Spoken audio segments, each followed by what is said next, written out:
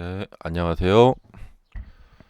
자, 오늘은 주말을 활용해서 어, 이 이야기를 한번 해보겠습니다. 전기차 시대는 올 것인가? 어떤 유튜브 영상 보니까 이제 이런 이야기를 나누고 계시더라고요. 제 생각을 말씀드려보자면 이건 좀 심플한 이야기인데 어, 애시당초 음, 이제 환경 변화가 어, 심각하지 않았다면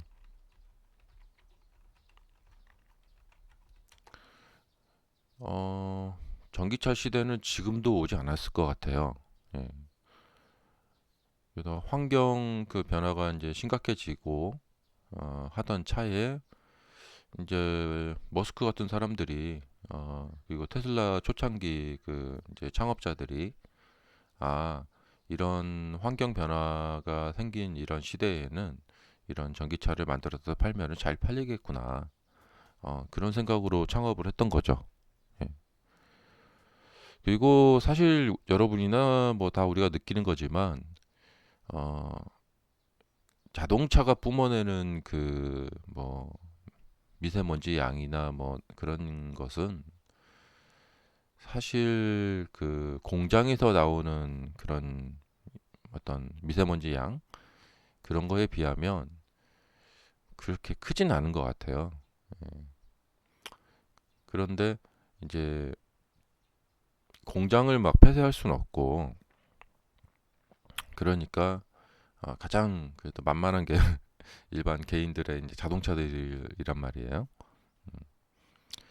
그래서 어, 각국 정부들이 이 환경 변화에 대한 이런 대응을 그냥 이 대응을 안 할 수 없다.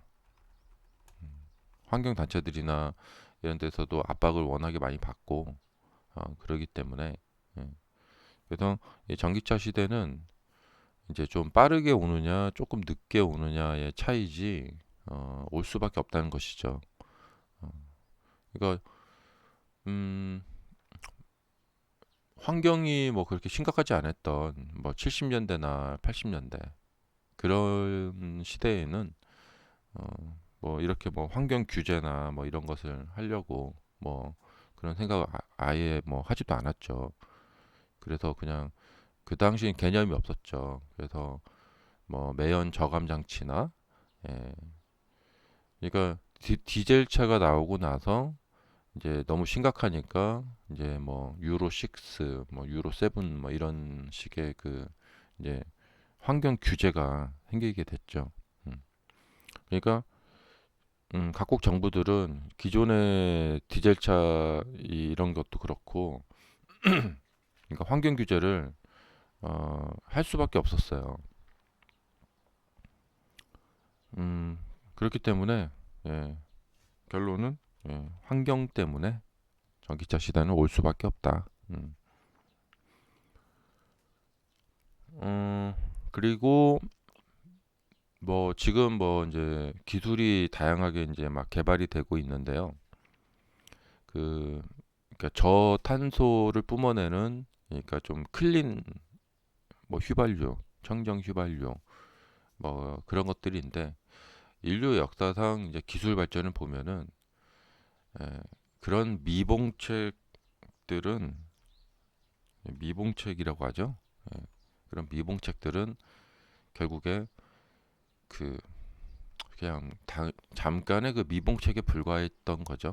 예, 그래서 항상 그 주류로 갈 수밖에 없다. 그러니까 아예 그냥 이 탄소가 전혀 안 나오는 전기차를 놔두고 뭐 여타 뭐 다른 방법들 뭐 아무리 뭐 해봐야 그것이 주류가 될 수가 없다는 것이죠. 그래서 전기차 논란은 뭐 이 환경 때문에 올 수밖에 없다. 라고 심플하게 생각할 수 있고요. 어, 그 다음에 이게 이제 시기의 문제인데, 예, 어, 이게 뭐냐면 또 뭐랄까 좀 각국 정부들의 어떤 그런 그 서로 이해관계, 예, 그다음에 이제 이 석유업자들 있잖아요. 예, 석유업자들과의 이해관계, 예, 그 기존 그 레거시 자동차 회사들, 준비가 안 됐는데 막 전기차 시대가 빨리 가게 되면 이제 이 전기차 시대의 그 헤게모니를 빼앗겨 버리게 되잖아요. 그러니까 어떻게든 이것을 늦추기 위해서 노력을 하죠. 음. 그래서 그런 사람들의 그 노력이 뭐 만만치가 않아요. 그렇기 때문에 전기차 시대가 이게 우리 생각보다는 조금 더 이제 늦어질 가능성이 있다는 거죠. 그러니까 이런 것을 감안하고 투자를 해야 된다는 거예요. 음, 음, 그러니까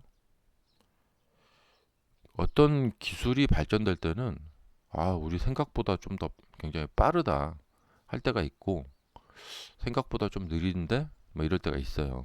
예. 그래서 그것을 좀 잘 판단을 해야 될 것 같아요. 제 생각은 사람들이 뭔가 이렇게 나타나면은 마음이 급하잖아요. 그래서 이게 뭐 빨리 되겠구나 해서 막 이제 그 성급하게 투자를 하고 그 붐이 일어난단 말이죠. 지금 AI도 그렇고 예, 그 4년 전에 2020년에 전기차도 그랬었고 뭔가 나타나면 사람들은 이렇게 흥분을 해요. 그래서 환호를 하죠. 예, 그렇기 때문에 막 빨리 뭐 이게 막 금세 막 뭔가 막 빨리 바뀔 것 같다. 그렇게 해서 와 이렇게 투자를 하려고 이제 몰려드는데 음, 그러지 않은 것 같아요. 네, 결론은. 그래서 뭐 빨라봐야 35년. 네. 그러니까 전기차의 그 대중화라고 하면은 어, 미니멈으로 잡으면 30%고 이제 잘 됐다 하면 50%이겠죠.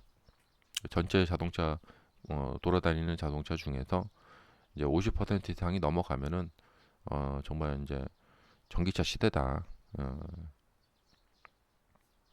뭐 두 대 중에 한 대가 전기차가 돌아다니면 이건 정말 전기차 시대다 이렇게 되겠죠. 그 다음에 이제 그 자율주행 있잖아요. 이 자율주행이 이것도 같은 것 같아요. 그러니까 자율주행이 지금 제가 그 기억이 나요. 22년도에 이 22년에 친구들하고 이런 얘기를 한 적이 있어요. 이때쯤인데 요때쯤인데요. 자율주행이 정말 될까? 뭐 이런 이제 이야기를 나눈 적이 있었는데 자율주행 될까? 음. 그때 친구들이 한 반반이었어요. 반절은 야 그게 무슨 영화 같은 이야기지. 정말 막 사람이 운전대도 없고 사람이 앉아 있지도 않고 그 차가 막 서울 시내, 막 부산 시내, 또 베트남 호치민 막 이런 데 있잖아요. 그다음에 중국 베이징 같은 막 예, 그냥 뭐 무단횡단하는 사람이 엄청 많고 막 역주행하는 차도 많고 막 온갖 오토바이와 자전거가 난무하는 그런 도시에서도 이게 될까? 영화 같은 이야기다. 그리고 또 한 반절 친구들은 어, 될 거다. 어, 자율주행 될 거다. 음. 음, 근데 아마 자율주행은 이 시기를 맞추기가 참 이게 어려운 것 같아요. 시점. 그게 이제 정말 완성되어 가지고 누구나 자유롭게 어, 그냥 개인이 자유롭게 사용할 수 있는 그런 시점은 이것은 좀 가늠하기가 어려운 것 같아요. 그러니까 지금 전기차 시대와 자율주행은, 그러니까 저의 생각은 이건 무조건 된다. 음. 하지만 시기가 문제다. 시기가 언제일지 정확하게 맞추기가 어렵다는 것이죠. 그러니까 이미 지금 자율주행이 제가 그 저번에 링크 걸어드린 영상에서도 중국에서도 보니까 정말 훌륭하게 작동이 되고 있고, 지금 샌프란시스코에서도 웨이모다 뭐 크루즈다 뭐 하고 있잖아요. 근데 크루즈는 이제 철수했지만, 근데 이제 이런 게 있어요. 이제 자율주행 자동차가 이제 지금은 아주 조금만 돌아다니고 있기 때문에 그 큰 문제가 없는데, 자율주행차가 이제 많이 늘어나면 늘어날수록 아마도 자율주행차에 따른, 그러니까 어떤 교통량, 예, 그러니까 이제 교통의 흐름, 음, 이런 것이 좀 불편해질 수도 있고, 어, 그러니까 이제 초창기 자율주행은 정부에서 정해놓은 어떤 일정한 구역을 돌아다닌다거나, 그렇게 이제 완전 무결한 자율주행은 아니겠죠. 그러니까 자율주행의 개념도 우리가 이제 정립이 돼야 되겠죠. 예. 지금 우리가 몰고 다니는 자동차처럼 어디든지 제한 없이, 완전 무결한, 지금은 우리가 인간이 운전하는 거와 똑같이 이런 단계까지 올라오려면 생각보다 시간이 많이 걸릴 거라고 생각이 돼요. 음. 하지만 이제 일정 구간, 뭐 고속도로에서만 이제 운행을 시킨다거나, 지금 법규는 잘 모르겠는데 아마 고속도로에서 사람이 운전대에 앉아 있지 않고 차가 그렇게 운행을 하면 경찰한테 잡힐걸요? 예. 근데 그런 것도 이제 국가에서 이제 자율주행 기술이 이만큼 올라왔으니까 어, 그 고속도로에서 운전대에 사람이 없어도 된다. 이렇게 이제 허가를 받은 그런 차들이 고속도로를 이제 돌아다닌다거나, 그러면 뭐 일단 고속도로만 그렇게 돌아다녀도 그 이제 물류의 혁명이 뭐 일어날 수도 있겠죠. 예. 고속도로 IC 부근에다가 이제 그 화물차들의 이 전용 주차장을 만들어 놓고, 예. 그러니까 뭐 서울 IC에서 부산 IC까지, 예, 운전자가 없는 화물차가, 화물을 싣고 왔다 갔다 하는 거죠. 그러면 이제 IC 바로 이제 부근에 그 저기 화물차가 도착을 해서 거기에서 이제 사람이 이제 그 화물을 이제 차를 다시 운전해 갖고 시내로 들어오고, 그러니까 이제 화물차 운전자들은 시내 운전만 하면 되겠죠. 음, 그러면 엄청난 그 인건비, 그 세이브가 되겠죠. 그러니까 그런 식으로 이제 이게 단계적으로 갈 것이다라고 생각이 되고요. 단계적으로 가게 되면은 이것이 이제 완전히 지금 현재 우리가 하고 있는 것처럼 그렇게 되려면 오랜 시간, 이 과정에 시간이 많이 들어갈 것이다 라고 생각을 하고 있습니다. 어, 그래서 예, 이때 막 바로 막 자율주행 막 될 거다라고 이제 흥분하며 자율주행을 개발하고 있는 테슬라에 투자를 어, 했던 그 친구가 있었는데, 그 친구는, 그러니까 이 가격이라는 게 왜 중요하냐면,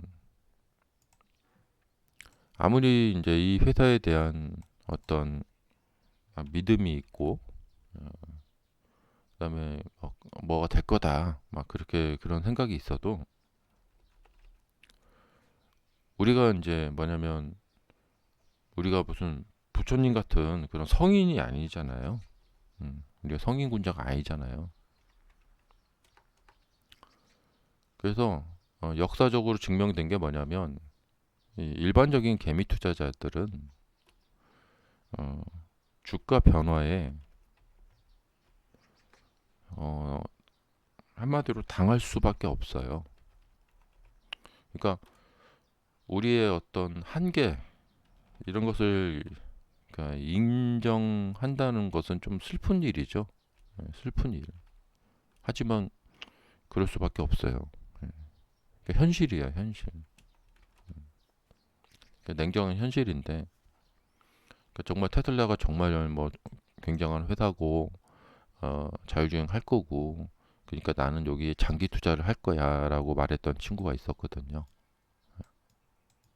그러나 그 이후에 출렁거리는 이 주가에서 예, 그 믿음을 잃지 않고 그 살아남을 수가 없었다라는 것이죠.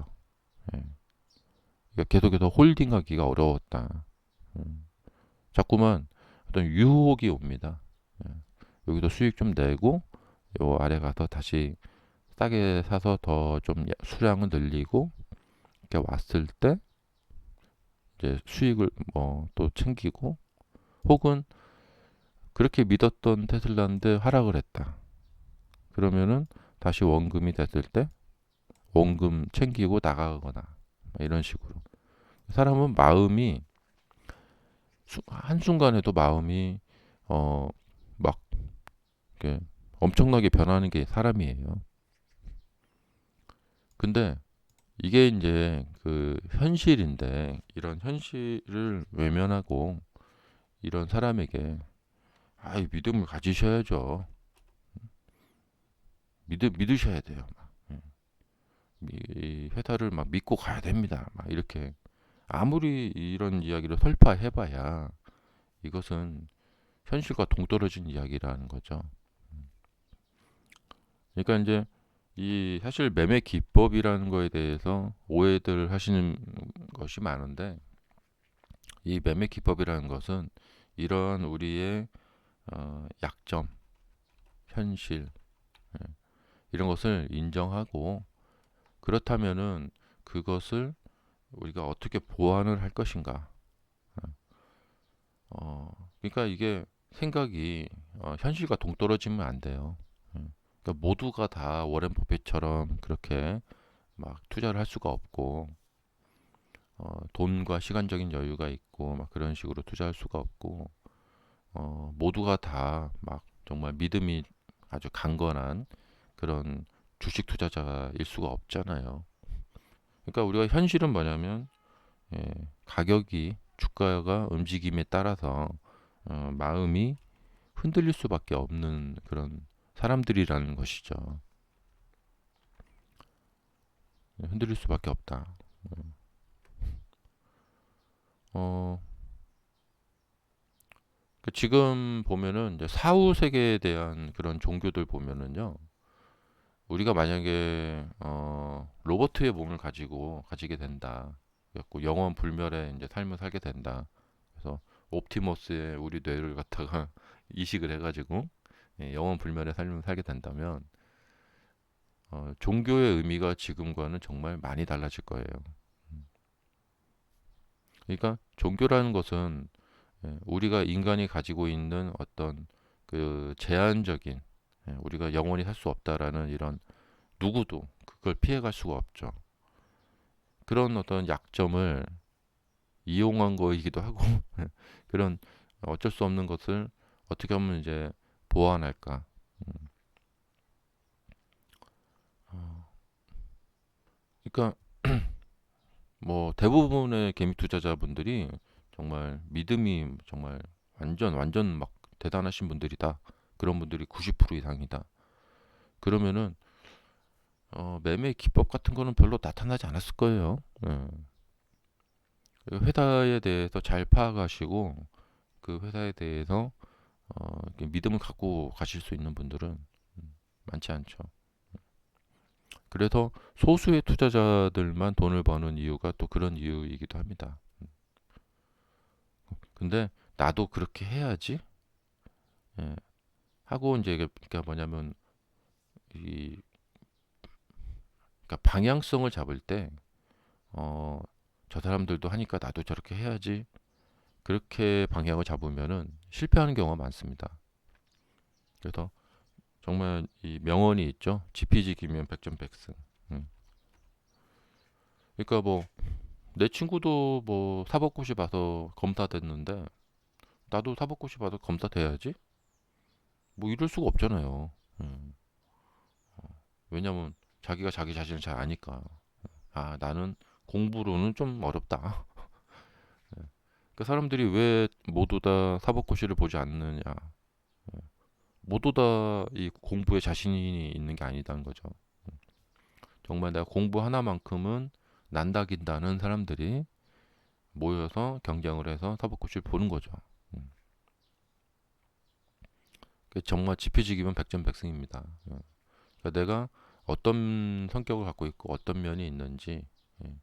그래서 나의 어떤 약한 면을 이 매매 기법으로 어떤 규정을 딱 정해놓고, 그래서 내가 내 스스로 나 자신을 이제 규율을 잡아서, 내가 뭐 추격 매수하는 그런 습관이 있다 그러면은 딱 이렇게 뭐 정말 적어 놔야겠죠. 앞에다가 모니터 앞에 추격 매수 금지 막 써놓는다거나, 추격 매수하는 이런 어떤 그런 습관이 있다 그러면은 어, 기법 자체를 배워서 주식 매매라는 거 자체를 배워가지고, 주식 매매라는 것은 추격 매수를 왜 하면 안 되는가, 그리고 그런 것을 방지시키려면은 스스로 이제 뭐 분할 매매를 한다던가, 그렇게 이제 자꾸만 자기 자신의 약점을 보완을 해 나간다. 그러면은 계속적으로 이 사람이 이제 성장을 하겠죠. 예. 그래서 잘못된 매매를 이제 경험을 통해서 하나씩 하나씩 고쳐 나가게 되면은 이제 실수를 좀 줄여 나가고 그런 거죠. 그래서 지금 테슬라 투자를 하는 데 있어서 그냥 믿음 하나 가지고 이렇게 가시는 분들도 계시겠지만, 제가 주식시장에서 오래 있어 보니까 믿음을 가지고 계신 분들이 주가가 만약에 어떻게 이렇게 변했거나 막 이런 경우에 그 믿음을 잃지 않고 털리지 않는 분 거의 본 적이 없어요. 예. 어, 그렇기 때문에 그냥 저 주식을 나는 무조건 믿기만 한다 라는 이런 생각보다는, 이렇게 가격이 변했을 때 이 가격이라는 것이 무엇인가, 예, 이거에 대한 그 어떤 지식이 있어야 돼요. 네, 그렇게 되면은 여기서 사셨던 분도 이렇게 떨어졌을 때 털리지 않을 수가 있겠죠. 예.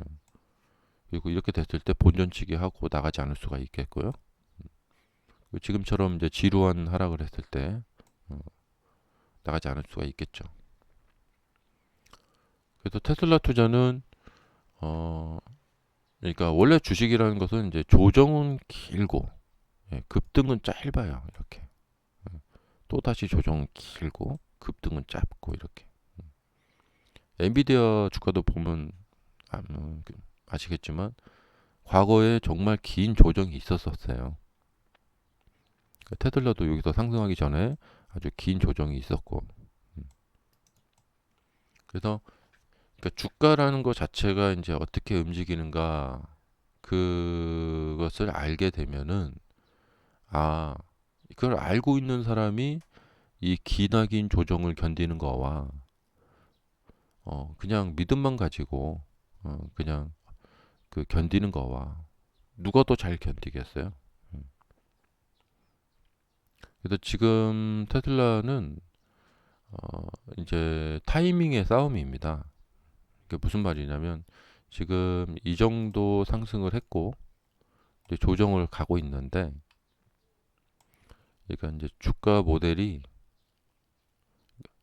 그러니까 주식에 대해서 이제 차트에 대해서 아셔야 되는 게 뭐냐면, 어떤 패턴을 아셔야 돼요. 모델. 예. 그러니까 이런한 모델을 갖고 있어요. 근데 이런 경로로 주가가 가는 주가라면은, 이런 정도의 시점에서 주가가 이렇게 터닝을 해요. 근데 어떤 시점을 넘어간다. 그러면은 주가가 이렇게 이제 침체 일로로 빠지면서 이렇게 갑니다. 이렇게. 이게 흔히 말하는 21선 눌림목이라는 거죠. 음. 근데 뭐 여기서는 21선 눌림목으로 볼 수가 없고, 이제 저기 월봉이나 연봉 단위로 봐야겠죠.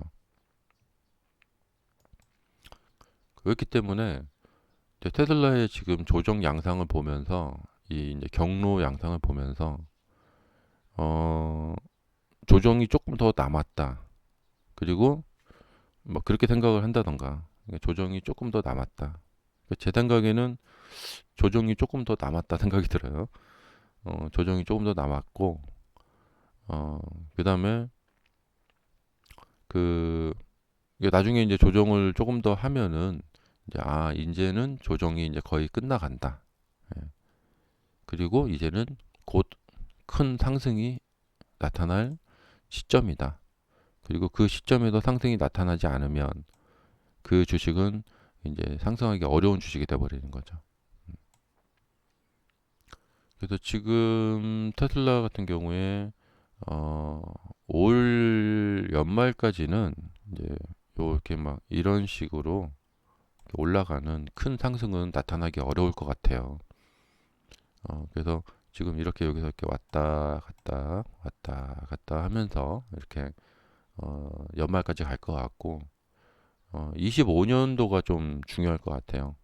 25년도에 어떤 찬스가 올 것 같고 그때 이제 운때가 맞으면 예, 테슬라는 살아나는 것이고 그때 또 운때가 안 맞으면 테슬라는 한 번 더, 예, 그러니까 한 번 더라는 게 뭐냐면 이렇게 1단, 2단, 3단 하락으로 들어갈 거라고 생각이 됩니다. 그래서 올해 잘 준비를 해서 그러니까 올해 잘 회사가 준비를 하면은 25년도에 이제 운때가 맞으면 운때라는 것은 이런 운때예요. 그러니까 이때 뭐 전쟁 나고 금리 인상하고 이런 거 있죠. 이 당시 회사 실적은 늘고 있었어요. 근데 주가는 엄청나게 떨어졌죠. 그래서 25년도가 아마 이제 이 승부가 갈리는 그런 해가 될 거라고 생각이 됩니다.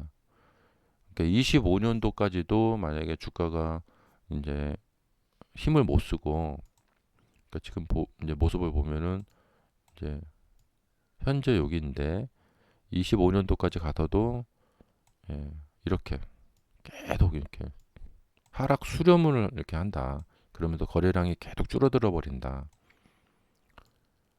그러면은 현재 70%대의 개인 투자자 비중이 40%까지 줄었는데 이 비중이 아마 30%도 깨질 거라고 생각이 됩니다. 음, 정말 지루한 조정. 그러니까 정말 이 사막을 건너가는 듯한 지루한 조정을 하게 되면은 아무리 믿음이 있었던 분들도 다 나가게 됩니다. 음, 왜냐? 가격을 보고 있기 때문에 그렇죠. 사실은 회사의 가치를 봐야겠죠. 음, 가격을 보는 게 아니라. 제대로 된 투자는 가격의 움직임을 보는 게 아니고 회사의 가치를 봐야 돼요. 가치가 상승하고 있는가. 가격은 그 시대에 따라서 막 변동을 합니다. 근데 회사의 가치하고 정확히 일치하지는 않죠. 그래서 이게 25년도까지도 조금 이렇게 지루한 조정을 할 가능성이 있어요. 그래서 계속해서 이렇게 이쪽으로 이런 식으로 이제 저쪽 방향으로 이렇게 간다. 그러면 25년도 말까지 계속 이 조정 양상을 보인다. 그러면은 사람들이 정말 다 나가 떨어질 거예요. 음. 하지만 주식이라는 게 그런 거예요. 예. 정말 그렇게까지 정말 마른 오징어에서 즙을 짜내듯이 쫙 짜내고 완전 사막화를 만들어 버립니다. 그리고 나서 올라갑니다. 예. 이제 이게 운인데요. 25년에 이제 대통령도 누가 될지 모르겠지만 그렇게 돼가지고 쭉 간다. 예. 그래갖고 25년 말까지 이 횡보 장세를 계속 이어간다. 그러면은 정말 힘들 거고, 어, 이제 그렇게 되고 나면은 그 이후에 굉장히 크게 상승할 수 있는 모습이 이제 나온다는 거죠. 음, 그래- 그게 좀 빨리 나오면 좋겠죠. 그래서 오늘 뭐 이런 이야기 주말을 이용해서 한번 말씀을 드려봤습니다. 그러니까 생각보다 길어질 수 있고 그렇기 때문에 우리가 성급하게 마음 먹지 말고 그 마음의 준비를 잘 하고 계셔야 된다. 음, 이 전기차는 정말 자율주행은 인내의 싸움입니다. 인내. 음, 그리고 미래에는 음, 거의 뭐 90% 이상 확률로 될 거라고 생각이 됩니다. 예. 그래서 누가 더 잘 참고 하느냐. 그러니까 워렌 버핏 같은 사람들이 투자하기가 정말 좋아요. 예. 어차피 미래에 이제 뭐 성장할 산업이고 자신들은 돈과 시간의 여유가 있잖아요. 근데 우리는 이제 시간의 여유와 돈인 여유가 없기 때문에 하루라도 빨리 이 전기차 시대가 와야 되는데 그래야지 내가 돈을 빨리 버는데 이제 이런 생각이잖아요. 근데 그 사람들은 워렌 버핏 같은 사람들은 이 전기차 시대가 35년에 오건 뭐 30년에 오건 뭐 40년에 오건 상관없죠. 예. 펀드 매니저들 그런 사람들은 하긴 뭐 워렌 버핏인데 그때 이제 돌아가셨겠죠. 네. 사실 이 투자도 사람의 생명과 이게 좀 관련이 좀 있습니다. 예. 우리가 뭐 한 200년, 300년 산다. 그러면은 조정 뭐 한 뭐 10년씩 조정해라. 아무 상관없다. 그렇게 할 수 있죠. 예. 근데 10년씩 조정도 상관이 없다. 그렇게 투자를 하게 되면 우리 인생 그냥 잠깐 쑥 가버립니다. 그냥. 예. 그러니까 인간의 생명이 짧기 때문에 이 뭐 10년, 15년짜리 조정이 아무렇지도 않다라고 그냥 하고 갈 수가 없어요. 예. 그러니까 지금 60대이신 분들은 80대가 됩니다. 그렇게 되면. 음.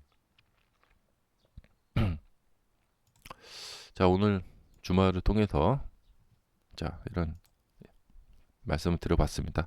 감사합니다.